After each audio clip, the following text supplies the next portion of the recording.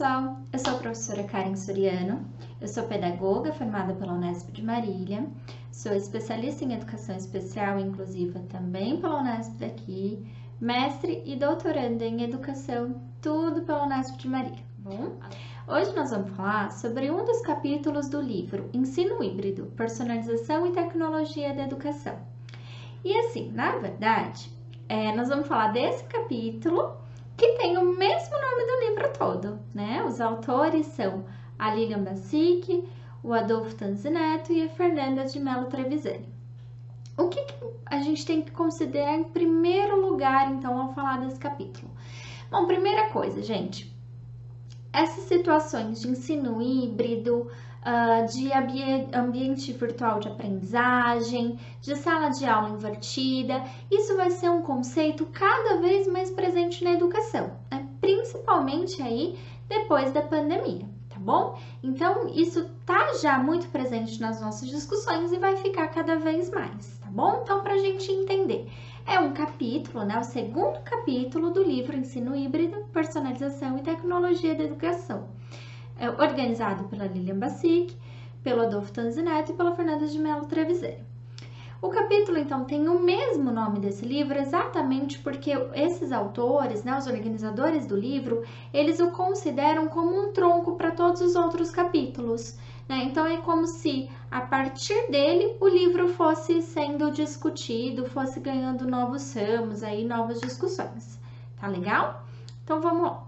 A introdução, né, já lá na introdução, no comecinho do capítulo, os autores vão trazer que a educação, ela continua sendo a mesma do início do século passado, ou seja, do século XX, enquanto os estudantes, eles não aprendem mais da mesma forma, né? Então, é como se a gente traçasse aí um esqueminha aí para vocês lembrarem bem, né? Então, a escola está no século XX, enquanto os estudantes estão no século XXI. Hoje a gente fala que esse aluno, esse estudante é mais ativo, que procura, que pesquisa, que indaga, né, que participa do seu próprio processo de formação. Enquanto isso, o professor ainda tem uma atitude meio que de deter conhecimento, né? Tem um pouco mais de dificuldade com as tecnologias, né? Isso a gente já vai ver daqui a pouquinho o porquê, tá? Então, tem toda uma questão aí também envolvida. Uma outra coisa que eu costumo dizer, né? A gente tem que parar com essa história de que o professor transmite conhecimento. A gente não transmite nada, né? A gente, no máximo, aí transmite algum vírus, alguma coisa assim, e a gente também não quer nem isso, né? Então, o aluno, ele precisa ser cada vez mais ativo no seu próprio conhecimento.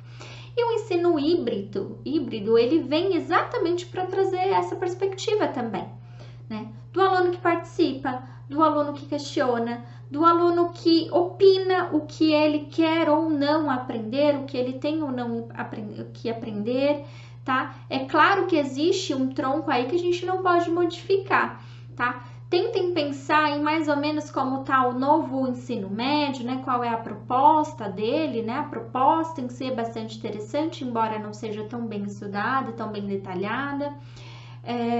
Como são algumas escolas, né? A gente vai falar aqui de alguns projetos, tá? Então, o ensino híbrido tem uma basezinha aí. Lá no comecinho também do capítulo, né? Eu destaquei, vocês vão ver no material de vocês, algumas citações.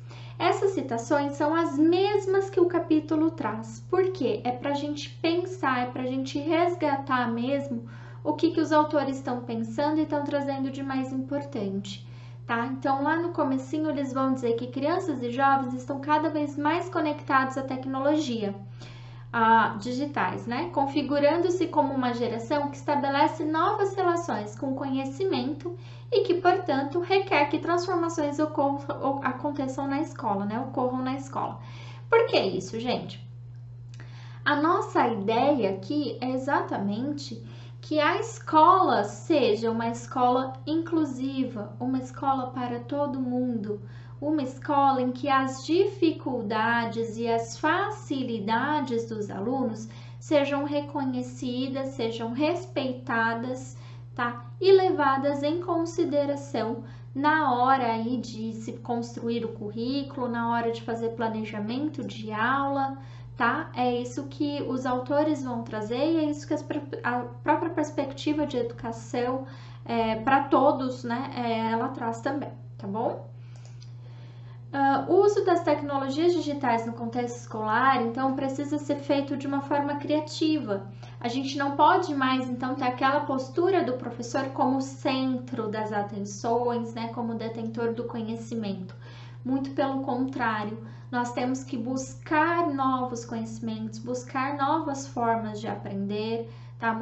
Buscar novas formas de ensinar.